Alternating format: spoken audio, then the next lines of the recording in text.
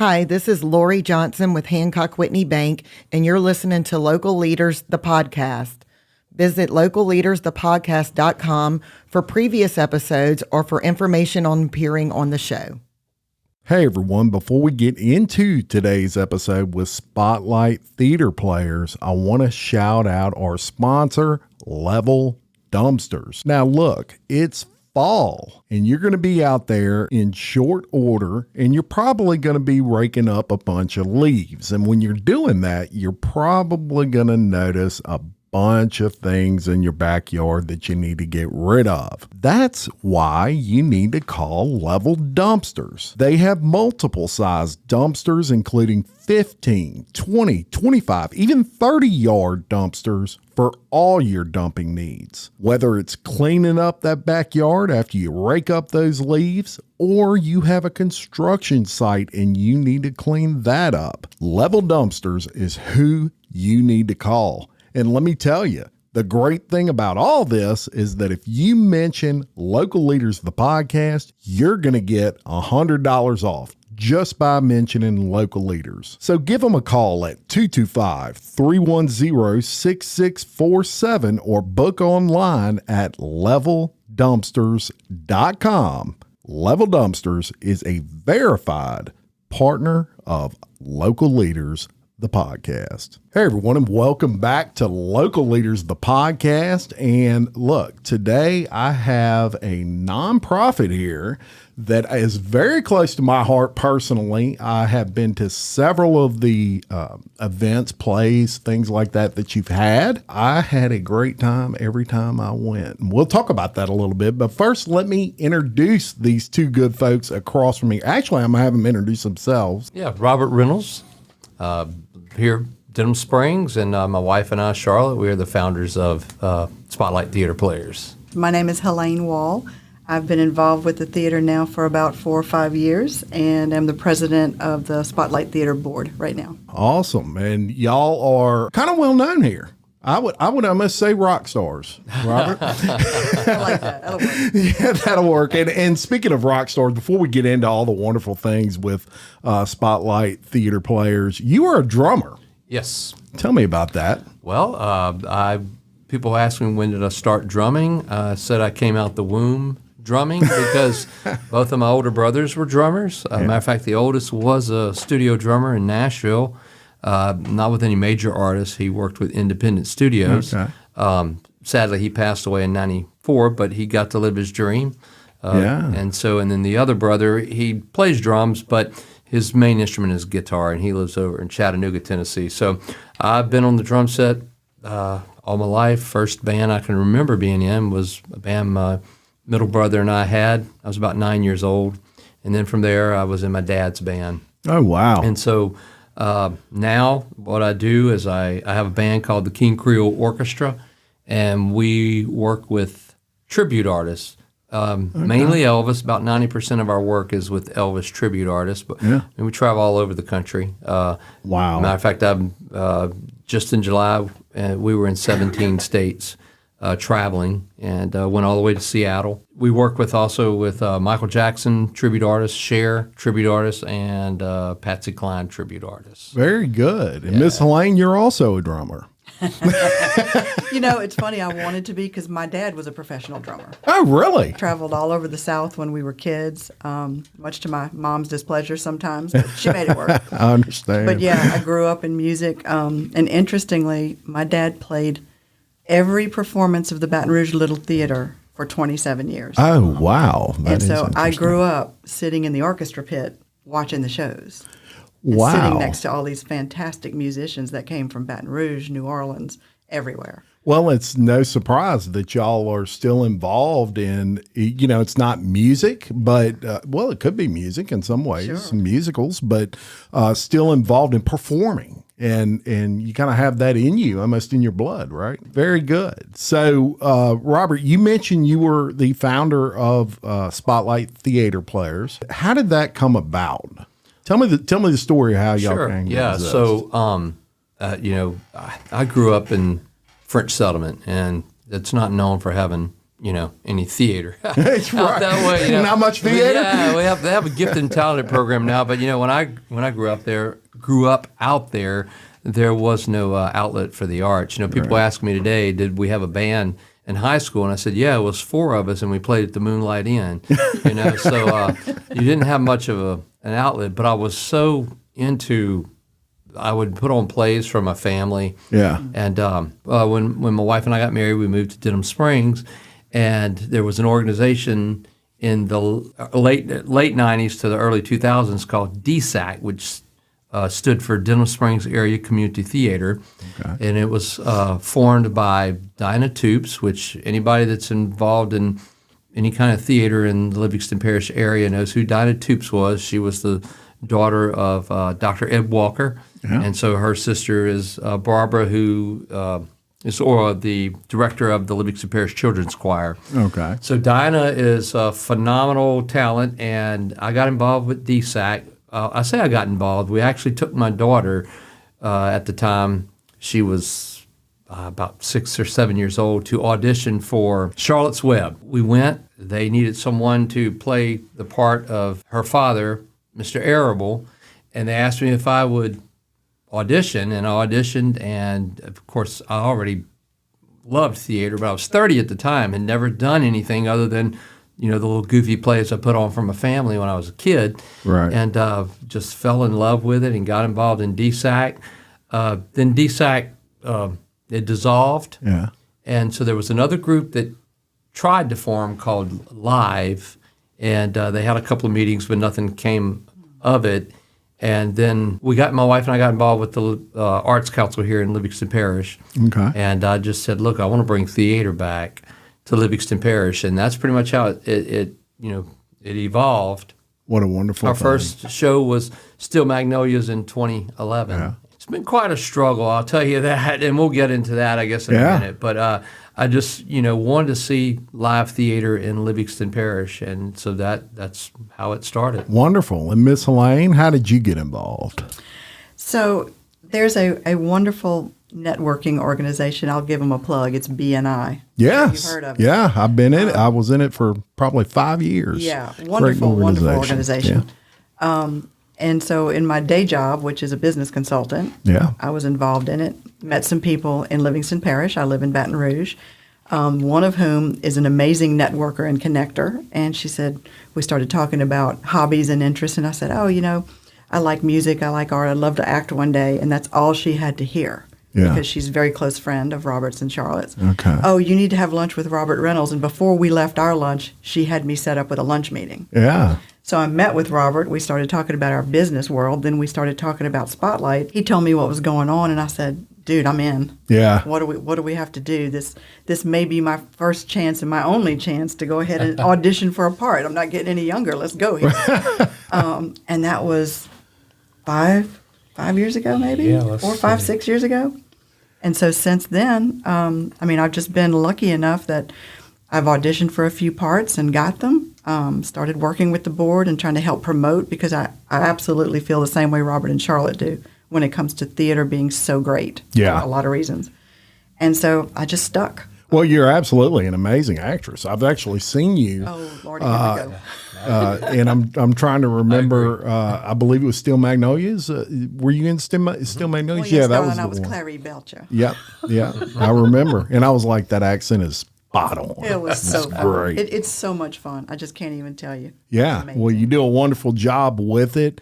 And let's kind of get into, you let into kind of struggles with, and look, anytime you're kicking off any business, whether it's a nonprofit or a for-profit business, there's obviously going to be struggles, especially when it doesn't really exist or not on a big level wherever it is you're at. I dealt with it here with the podcast. Yeah. I was the first in South Louisiana probably to have my own studio. So it was a fight. It was a struggle to get it up and going. Let's talk about that for a second. What are the struggles when you were starting out versus now? The biggest struggle, and obviously the initial struggle was, okay, you have this dream, how are you going to bring it about? Finding people that have the same passion that you have. Yeah. That say, okay, yeah, we need this, because there's been There's been several organizations, and they just don't last. Yeah. I talked about DSAC. Before that, it was the drama room. That was back in the 80s.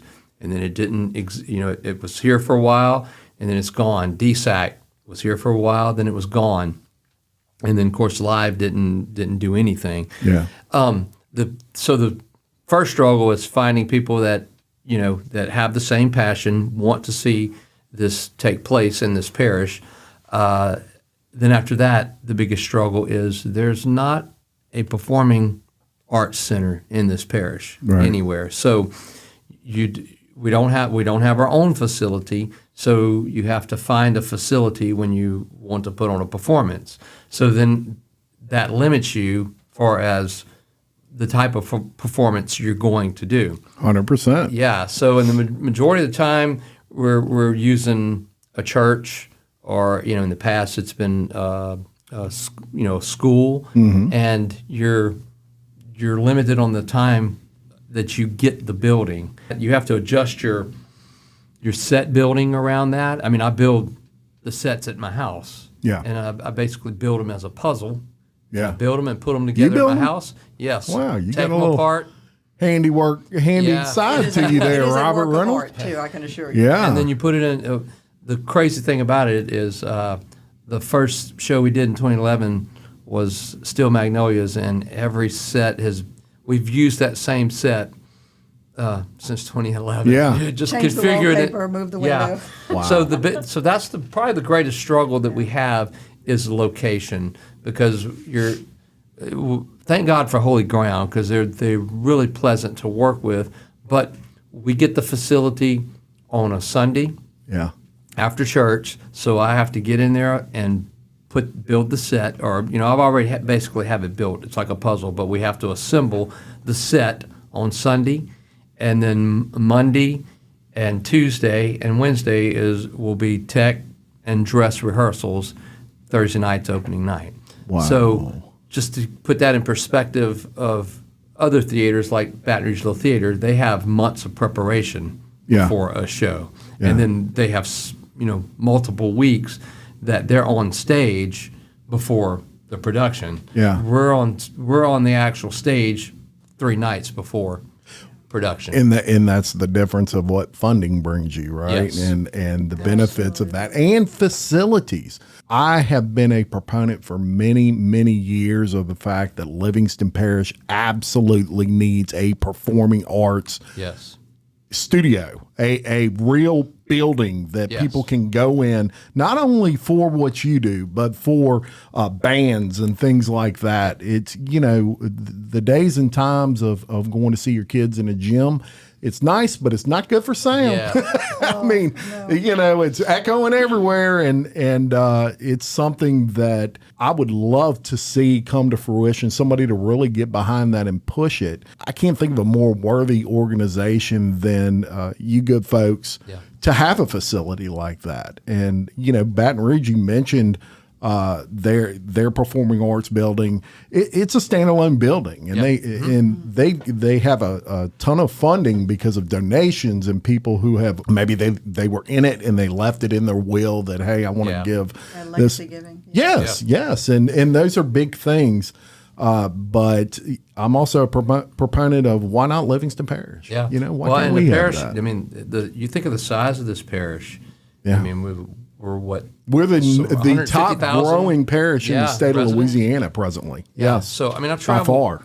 I travel all over the country, and I mean, Literally, seriously, literally all over. I mean, East Coast, West Coast, and the majority of the performances that I do, in far as music, working with these Elvis guys, are in towns about the size of Denham Springs. Yeah. And every one of them has a performing arts center. Yeah. And or if it's not necessarily a new performing arts center, the old theater that has been built refurbished. that was built in the 20s and 30s. That was like an old opera house or a movie theater or a vaudeville type. Yeah. It's now the Performing Arts Center. And Which is wonderful. That's pretty neat and it's nostalgic. I've been in some incredible theaters. We get pretty geeky on stuff like that. Yeah, I do too. We do. As you can see, in my studio, I have a lot of antique stuff, and that's kind of my thing. We were in Oklahoma back in July, and the theater we played at, Will Rogers performed on that stage. Wow. So I was just like, oh my God, can you know, this is amazing to be on the stage that icons have been on. Yeah. So anyway, the point of what I'm saying is, it's time. I mean, this is the fastest growing parish, and we need it because, you know, even, I mean, not just for our sake, but kind of what you're talking about. You have graduating classes that are going outside of this parish to have their ceremonies because we don't have a facility. Yeah. You know? I agree 100%. Miss Helene, what about you? What do you think? You know, that's where I get all jazzed up because, you know, I'm approaching this from a business perspective. And when I joined the board, you know, we talked about it. I'm like, guys, we're going to run this like a business because that's the only way we're going to make some headway and get this happening. But, you know, putting a strategic plan in place, getting our financials in order, getting people who are interested. We've built up the board. In the last 6 months, we've increased the people on the board, and we've really got some people who are very passionate about making this work involved. So now we have more hands to do the work. What we need is the community involvement. Yeah. We need the business owners. We need the people who are the foundation of Livingston Parish, who've been here all their lives, who have children and grandchildren now. You know, with all the challenges that we have raising kids and grandkids these days in the community, what better place to keep them or put them and help them learn life lessons than in community theater? I agree. They get to come out of their shell. I was the shyest person on the planet. I could not speak to people. What? Oh, Can't you say don't that out even of want to you. know. It took me 30 years to finally make the break and try something. And when I did, I'm like, oh my goodness, if I had known about this, I could have been a different person. Yeah. It's those little things, but the people that support Spotlight, that come to every show, and there are hundreds of them. Yeah. We love what y'all do. This is so great for our kids. I want my granddaughter to be in this. You know, we've got somebody else we met, a new neighbor. So there's interest there. There's energy and dedication and people willing to work on it from the board and the committee levels. And, you know, even our association with Livingston Parish Children's Choir, the things we do in tandem. Yes. I don't sing, they sing. But, you know, we've got, the interest is there. We've got to find a way to get this to gel. Yeah. And then to get the people interested who can make things like this happen. And so those are our governmental leaders. Those are the city people, the council, all of those individuals who can look at this and say, yeah, we see the benefit, because there is benefit there. Oh, there's a huge benefit to it, and it's all the reasons you just listed. Especially acting enables people to come out of their shell a little bit. It enables you to really put yourself out there, and I'll use just a quick example of how important this type of thing is. My wife is a very shy person, which is really weird because I'm not. We are definitely total opposites on that spectrum. But in order to get herself out of her shell, she forced herself to speak at church. That was her thing. I'm going to read the word at church. And it was frightening to her, but she got up, she did it. And every time she did it, she became more comfortable with it. Same thing, you know, that would be a perfect form, acting and participating in Spotlight Theater Players, a perfect form of learning to engage and step outside of your comfort zone, which is so important to young people, but also to older folks, you know, as well. So take that one step further. In addition to the Christmas show and the plays that we do and the different things like that, you know, our goal is to expand into doing workshops, working with kids, working with teenagers. We'd love to have an improv class. We'd love to have people come out and just try it in a safe space and just have some fun. You don't have to be a rock star. You don't have to do it all. Just have some fun. You know, get out there and let yourself enjoy life a little bit. Yeah. We can't do that if we're hopping around trying to find a spot. Yep. That's right. I mean, we had for the Elvis show, we rehearsed 7 different places in 6 weeks. One of which being my living room. Oh, there you go. We cleared out all the furniture and built a set halfway. So, you know, it was a thing. Thank you, my That's husband. wonderful. Yes. And the key in what she said is it's community theater. So that means anyone. If anyone is, and you don't have to. You don't have to be Hamlet. You don't have to be Hamlet. Okay. You know, you got people that, you know, for the first time, never been on a stage before, they get the opportunity to come and audition, and if you who knows? You may find a diamond in the rough. That's right. Sometimes it's the last thing you expect. Yeah. I have a particular person here who incidentally is actually active in the children's choir, her kids. Yeah. But she sat down behind a microphone to do a podcast, and I'm telling you, she's as good as anybody in the world. And I'm sitting there thinking, right here in Livingston Parish, huh? Yeah. And I had to talk her into doing it. I could just tell from her personality. It should be great. Yeah. Yep. Yeah. So it does happen, and lightning does strike in those instances. Now, what have been the hurdles? What my next question to that, and probably what a lot of people are thinking is, well, why don't we have one then? What's the hurdles to a performing arts center? I guess money is the number. That's the biggest hurdle. Yeah. There is an awareness. I'll say that. I'm on the Livingston Parish Tourism Board. Yeah. And so it's brought up, periodically. Yeah. So we know that it's something that it needs to take place. And on the government level too, there's an awareness. All those entities have got to be brought together, I would say. So that's what I would think. That's a hurdle, and not that they're fighting each other. It's just you got to get everybody in the same room and get on the same page. Right, and they have to see it as a priority. A priority. And I certainly feel it is. Everybody in this room right now feels it is. And there's a lot of people out there that I'm sure feel that it's something needed.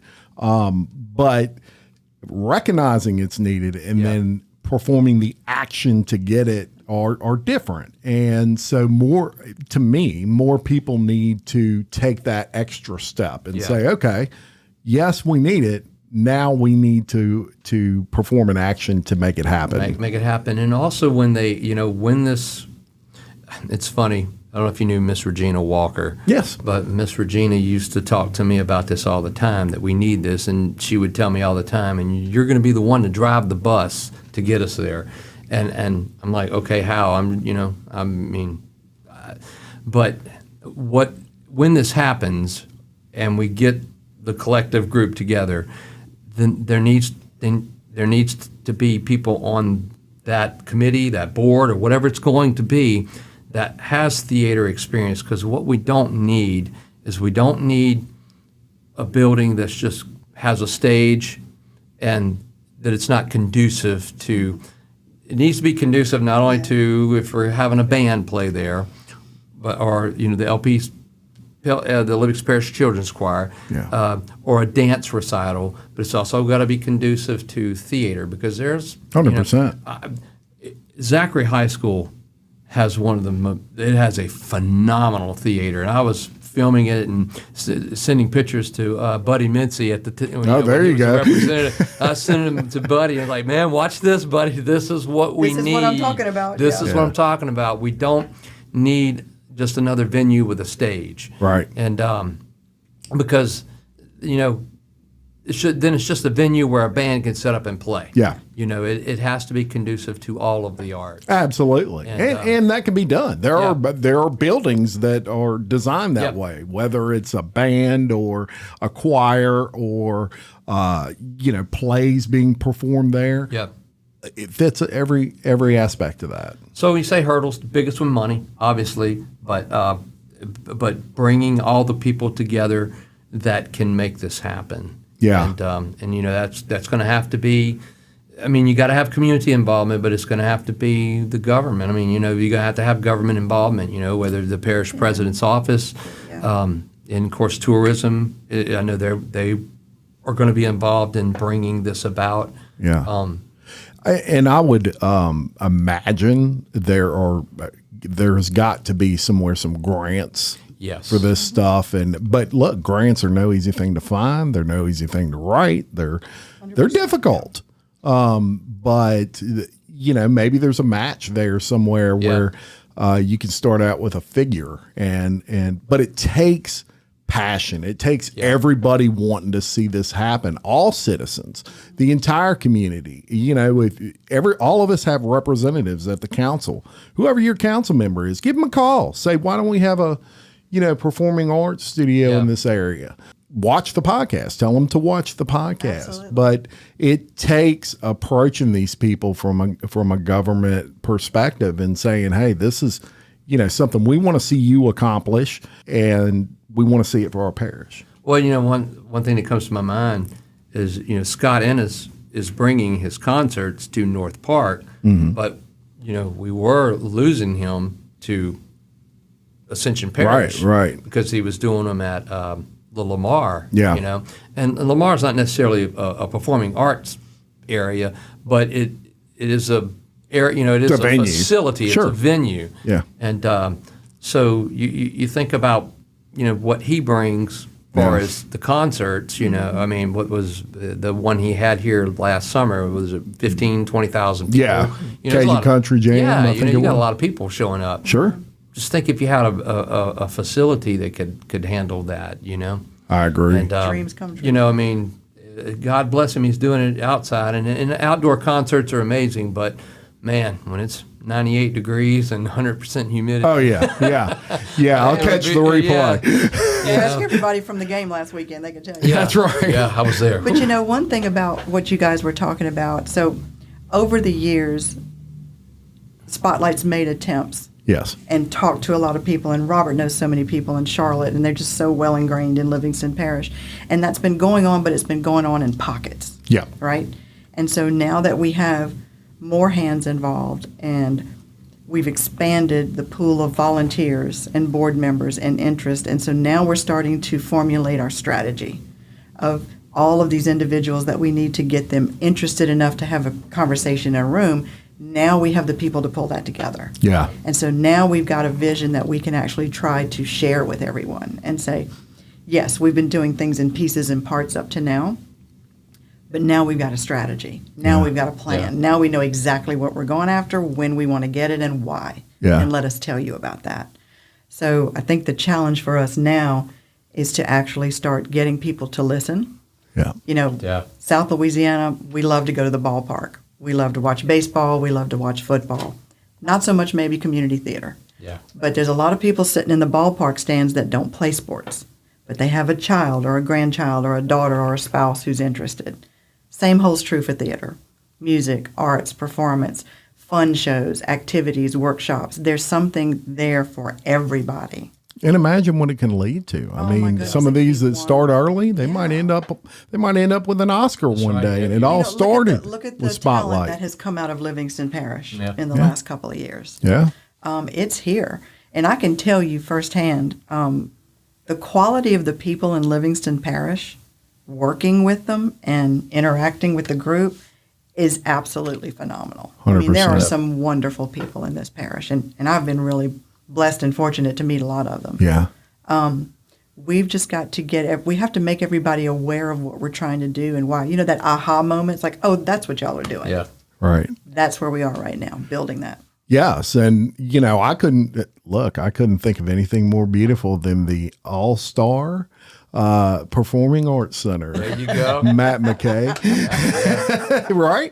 I mean, and that's the thing. Look, these companies out there that have a little bit of extra money, you could be the Raising Cane Center of Livingston Parish, right? I feel like Alfalfa sometimes on Little Rascals when he says, "Come on, people, we need your money. We've got to build a clubhouse." Well, And it's we are not proud. We will use that line. yeah, it is. It is certainly one of the most needed things. Yeah. If not the most needed thing in the community. Yeah. And I want to ask Miss Helene something real quick. Oh, here we go. What would you say the benefits to the community are of having a performing arts center? So we've talked a little bit about what it does for the people of the community, the kids, the children, Yes. and the families. But, if you think of the bigger picture and get to the 30,000-foot view a minute, you start having performances of any type, whether it's music, whether it's the arts, what have you, and you start drawing people into Livingston Parish. Yeah. You start adding to the financial success of the parish. Tax dollars, sales dollars. Now all of a sudden maybe we need more hotels because we've got people coming in because you've got a great show coming on. I mean, it can add so much to the economy of Livingston Parish that cannot be overlooked. 100%. But it's got to be done right. If we just go find somebody's empty warehouse and try to do it, it's not going to work. It'll be fun, we'll do it. We'll do our thing, but we're not going to draw crowds of 300 and 400 people a night that we need to actually make it work. Yeah. Right. So the economic benefit to the parish, elevating Livingston Parish's reputation across the South. Every parish could use that, sure, no matter who you are, as a place where people come to have fun and do these things. Those of us on the board and involved in Spotlight Theater, we go all over watching shows. We go to Bay St. Louis. We go to Ponchatoula. We go to Ascension. We go to Central. They have performing art venues. Yeah. We don't. We have my living room, and we have a couple. Yeah, your living room. That's right. Everybody to Helene's tonight. But the economic benefit, I don't think should be overlooked. It's not just a dream we have as a private citizen. It's something for the community. Absolutely. And when they're here, they're going to eat here, right? Yeah. They're going to shop here. Absolutely. They're going to. It's really endless, the advantage from that end of big opportunities things. there. I agree 100%. Now let me ask you something, Robert. You're a Primerica guy. That's what you do in your day job. Yeah. This is a lot of work. This is a lot of work, Robert. Why do you do it? Outside of, Sure. The beginning, what we talked about. Well, obviously I love it. And I love acting, although I haven't done a lot of it here lately because I'm doing most of the behind the scenes work. But I'm actually going to I will be acting in the spring play, so I'm excited about that. But I do it, not only because I love it, but I do want to see, my family's been in this parish since 1838. Yeah. So the roots go deep, Mayor Poli. Mayor Poli, kin to everybody out there, Yeah. So when we moved out there when I was a kid, because originally we lived in Baton Rouge, but I couldn't marry anybody out there because I was kin to everybody. So I had to go to Marpole to find a wife. Right. Anyway, but I want to see the parish. We've come a long way as a parish. Yeah. You know what I'm saying? Livingston's been the butt of a lot of jokes, okay? And we know that. Sure. But now we're kind of the envy of how, our school system is phenomenal. The parish is just moving forward in so many directions, great things that's happening in this parish. Yeah. And I personally want to see us move forward in the arts because it is something that has, in my opinion, has been neglected in the parish. Yeah. So I have a love for it, obviously, but I also want to see it move forward in this parish, and then, hopefully when I'm in the dirt, that there's a performing arts center here, and it's going to be thriving, and it's going to be, the parish is going to be known for a place that the arts, you can go there and, your kids can thrive in the arts, or anyone can thrive. Amen. Amen to that. And Miss Helene, let me ask you, what can the community do to help at this point? What would you recommend people do? Everybody's heard this, and let's say everybody wants to get involved, and how can we help, and what do we need to do? What would you recommend? So, there's a number of avenues for that. Robert talked about the fact that we can't do anything without money to do things. Yeah. It costs money to buy scripts, Sure. to pay royalty rights on these things. Yeah. It costs money to build sets. We get donations, we get things in kind, and that's great, but we have to have a cash flow in order to plan for the next thing and the next thing. So donations, 100% huge. That's going to help us move forward. Sometimes in the beginning of an organization really kind of making their first push, people are hesitant to donate because they don't know what they're going to get back. Yeah. And they don't really, are you guys going to make it? How's this going to work? We'd love to talk to you and let you know exactly what we need and why and what our plans are, and let you feel some of our energy and passion, and I can promise you'll be writing a check. We can do that. Absolutely.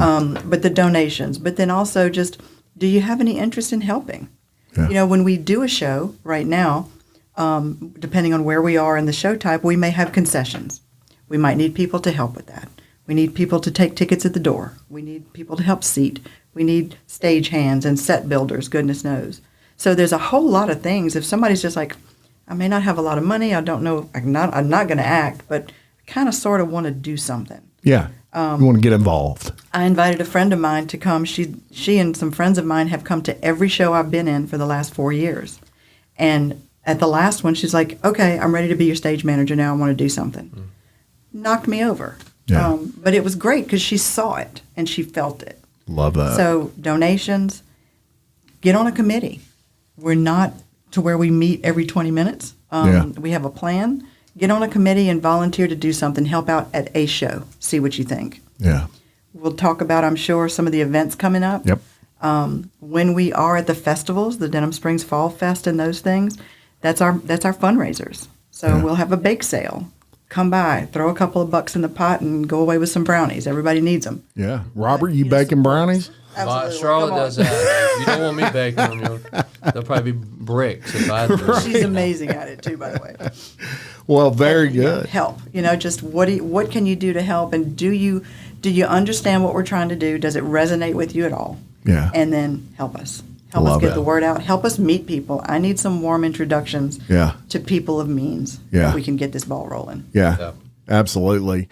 I couldn't agree more. And Robert, Miss Helene brought it up, but let's talk about upcoming productions. Sure. Anything upcoming? Yep. So on October 25th, we will be performing War of the Worlds as a radio play. Yeah. So what is a radio play? Well, back in the 30s and 40s, even up into the 60s, radio was the medium. Yeah. And you didn't have a television. Now you get to go to the movies, but when you're sitting at your home on a Wednesday night, you turn your radio on and you would have dramas or comedies.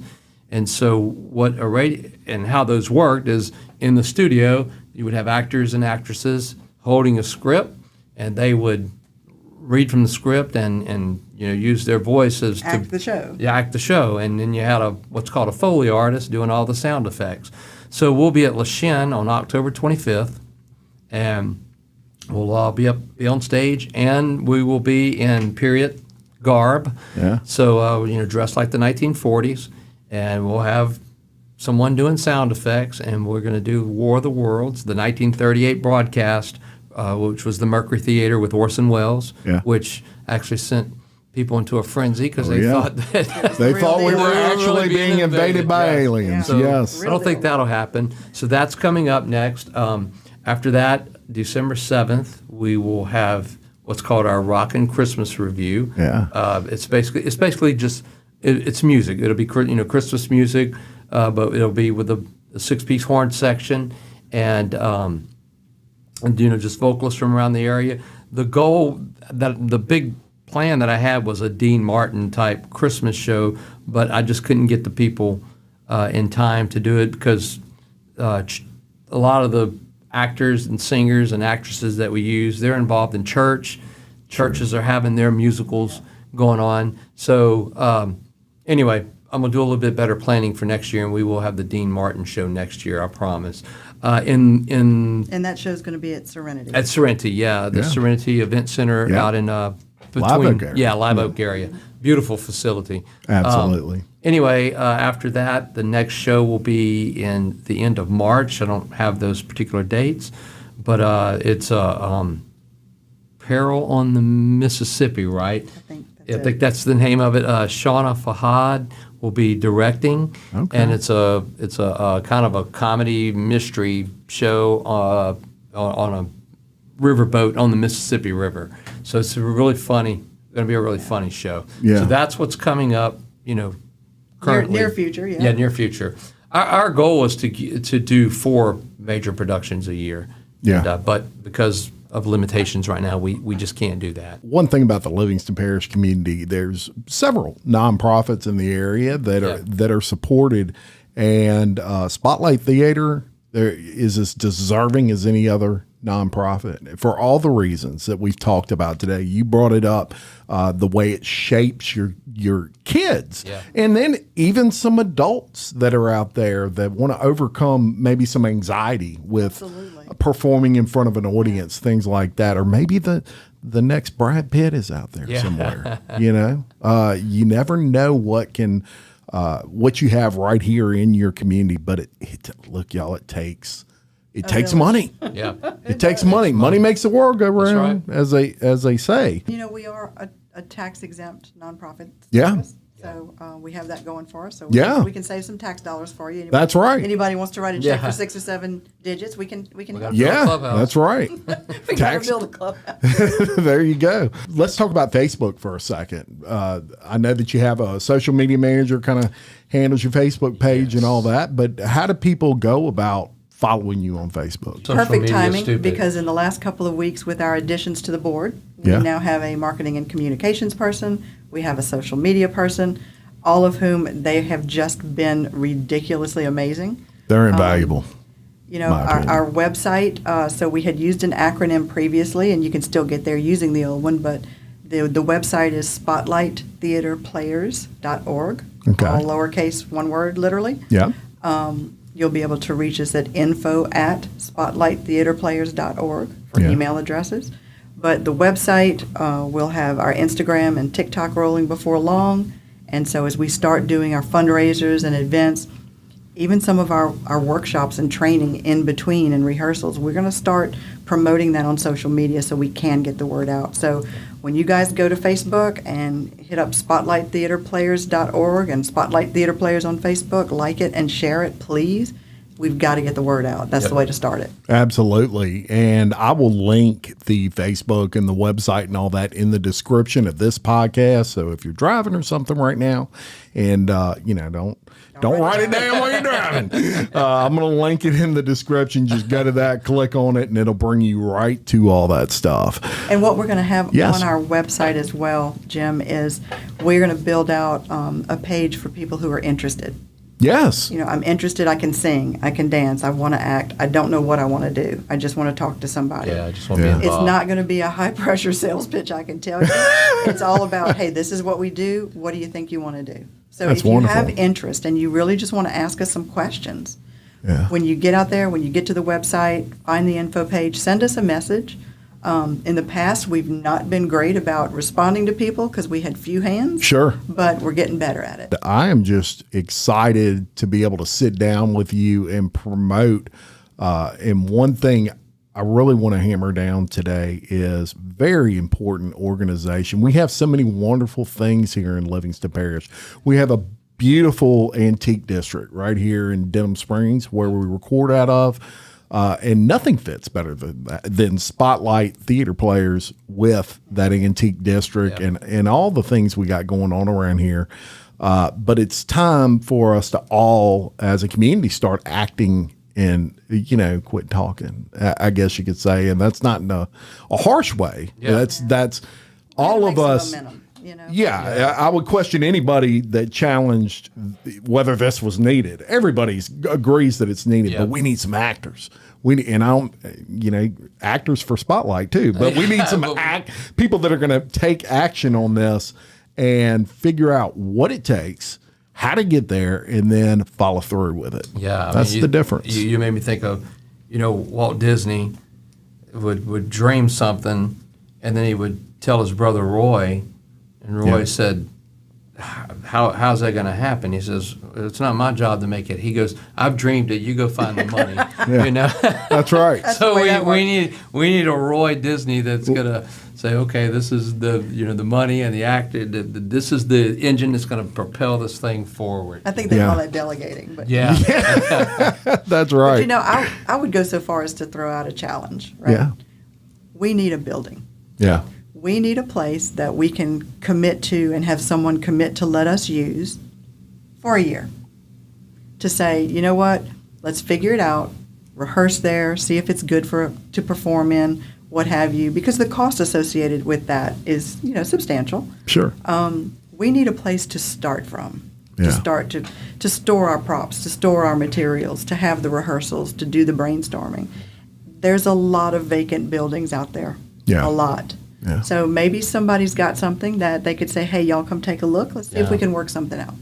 Love that. And with that, I know I'm kind of touching on something I talked about earlier, but as I travel the country with these tribute acts, these theaters I go to, they have tribute acts coming in there every weekend. Sure. Whether it's Eagles Tribute Act or Elvis, which is real popular.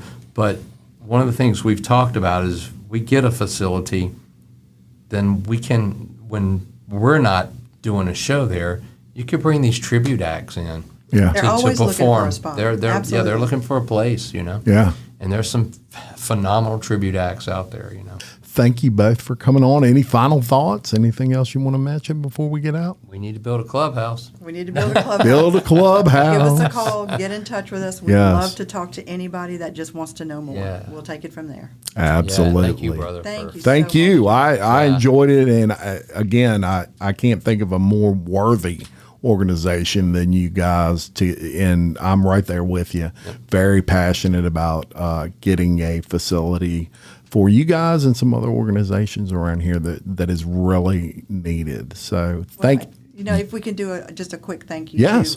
Robert touched on it, but all of the people that have been involved in the board previously and involved with Spotlight and all of those local companies and organizations and the churches that have allowed us to use that for their facilities. We couldn't have gotten this far without them. Right. So a huge thank you to everybody in the community that's done what they've done already. We couldn't have gotten this far. Right. Very good. Very good. And a huge thank you to all you listeners for listening and taking an interest in Local Leaders, the podcast. We're coming up on 1 million downloads on YouTube. We are right around the corner from it. And that is only because of people like you guys that come on the show. They hear me talk every week. They're probably sick of me by now, but really love and appreciate every single one of you who share the show, are passionate about local businesses, local nonprofits, and the like. And until next time, I'm Jim Chapman, reminding you, love your community, support local business, and keep leading. Thank you very much.